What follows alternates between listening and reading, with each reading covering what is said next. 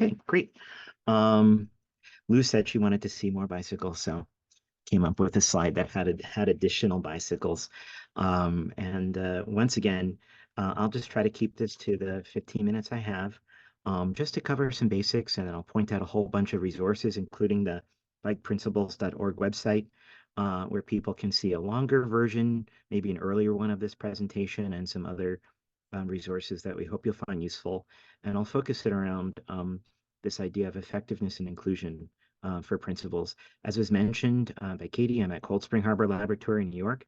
I guess the interesting fact about that, there's many things I find interesting, but I think the interesting fact about that is that we do have a lot of training and teaching that goes on here outside of what would be sort of the normal university context. So more short format type things that are not full semester long courses. That's been the case ever since Cold Spring Harbor started in 1890. So it's something that's quite familiar to us. And another thing that I think is familiar to us is just the rapid changes that all of us encounter in many different sectors that have brought you perhaps to this call. The one I always pick on is machine learning, because it's this technique that's rapidly becoming fundamental in different areas, in my case of life sciences, where your profession looks very, very different than it did even 5, 10, 15 years ago whenever you got your training. And how do we keep up with such rapid changes is one of the things I've always been interested in, and a lot of you are as well.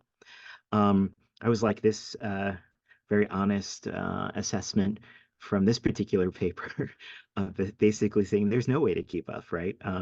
How do we deal with it? And for those of us who have been working in this area as perhaps practitioners, it's difficult to keep up. But then if you think about someone who also has the expertise of knowing how to deliver training, it's yet another barrier because maybe you aren't in the day-to-day practitioner side of things, but you're asked to deliver or develop training or design training that could meet the needs of people. And how do we do that? Um, I'm reminded sometimes when I think about the situation of a quote from one of my favorite composers, Schoenberg, who said about his own students that they're always trying to outdo what he has to offer, and that leaves him in danger of becoming their imitators. But it's a challenging thing, because there's always so many new fancy shiny things. But as many new fancy shiny things there are, human brains aren't new and shiny. They're squishy and probably the opposite of shiny. And the way that we learn can still be optimized, even though we're learning in a challenging environment where everything's always changing. But a question that I had that was even more serious is, are we wasting our time? Not only is it challenging, but around the time when sort of the first idea for what would later become the bicycle principles came around, there were some interesting papers. The first of which that sort of set this off for me was a paper in PNAS, which did a really rigorous assessment of what did short format training and programs across, in this case, the US, what did they accomplish? Particularly in that case, studying graduate students who were taking some of these courses in order to boost their computational skills. And what they showed, not just from a one-time survey, but actually from a longitudinal analysis of scientific output that was quite extensive and in many, many different institutional contexts, that they couldn't find differences between folks who had taken this type of short format training. So does that mean that short format training is not effective? It's a question, right? And then another paper that came out a little bit later, this time from an economic analysis group, also emphasized that in STEM and the STEM workforce, just the nature of STEM means that we're always dealing with shorter shelf life, I'll put it that way, of skills, that the skills change really rapidly. And we're always talking about, at least in the US as a country, and I think for many countries, oh, we need more STEM workers. But the need that was emphasized is that it's not necessarily that we don't have STEM workers, it's that we don't continue to create the opportunities and provide the environment for those STEM workers to continue learning in a career spanning way. So you have great talented people that we spend, decades educating, but then they sort of reach points in their careers where they get stuck. Hence the need for getting them unstuck. So the final piece of data point is that when we had done our own analysis a little earlier, asking folks, because we were delivering training on analysis of big biological data sets, what did they need? And the funding is around physical infrastructure. Everyone knows how to buy a new computer. Everyone knows how much they cost, and it's really easy to configure um, a cyber infrastructure solution. But configuring the solution for people is not, it's always underfunded. But yet it remains what people says are their top needs. Training, training, training was the top need. So what do you do? How do we deal with this, as I say in that slide?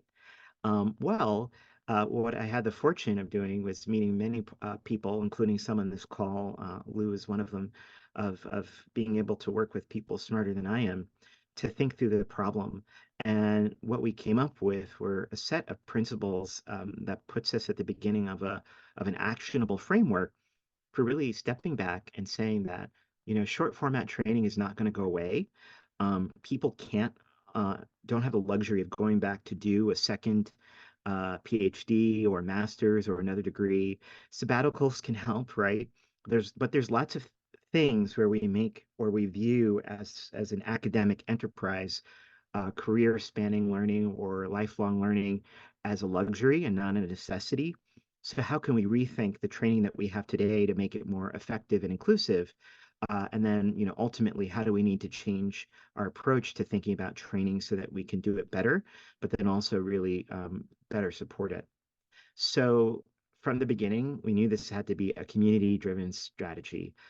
Community is absolutely the center of all of this because we need people to both recognize the challenges, recognize they're not alone in needing to solve those challenges, but then also recognizing that some of our peers may have good solutions. And this is another area where short format training suffers because many of us never had the chance to come together. In formal higher education, there is something in every university that's called, organic chemistry, or there's something in every university that's called, Intro Bio 101. That kind of course exists. There are research journals and curricula that are shared.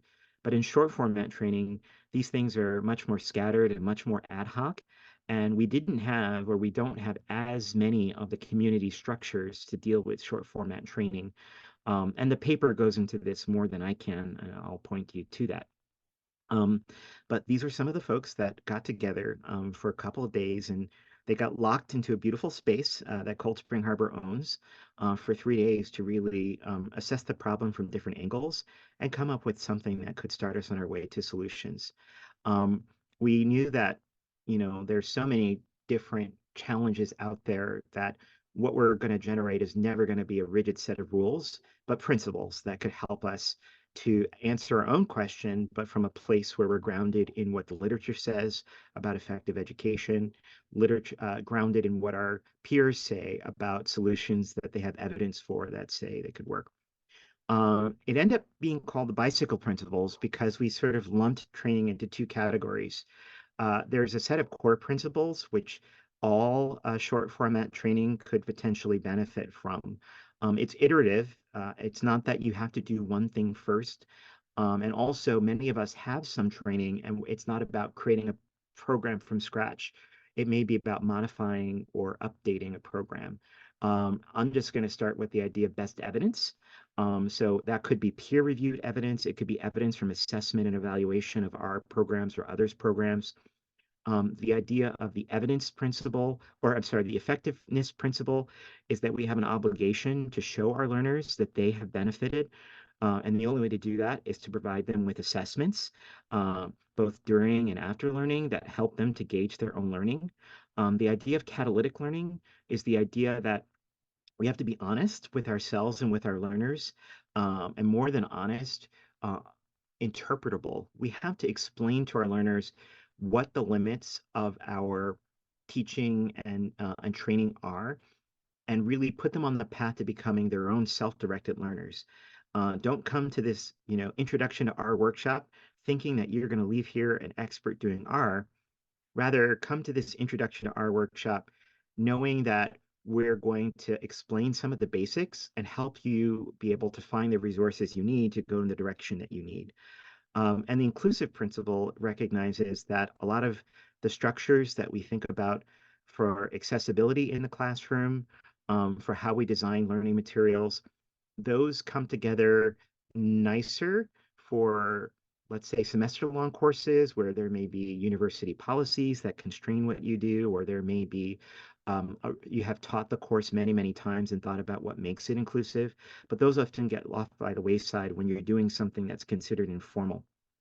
Then there's also a set of community principles where you intend for your training to be scaled out beyond just one group, maybe doing a one-off, but this is training that you hope to deliver over and over again, or that perhaps other groups might want to deliver.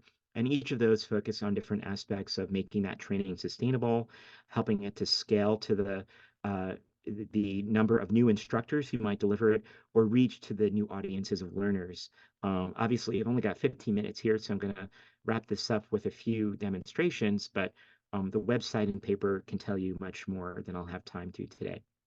So, along with those sets of principles, we also came up with a number of recommendations.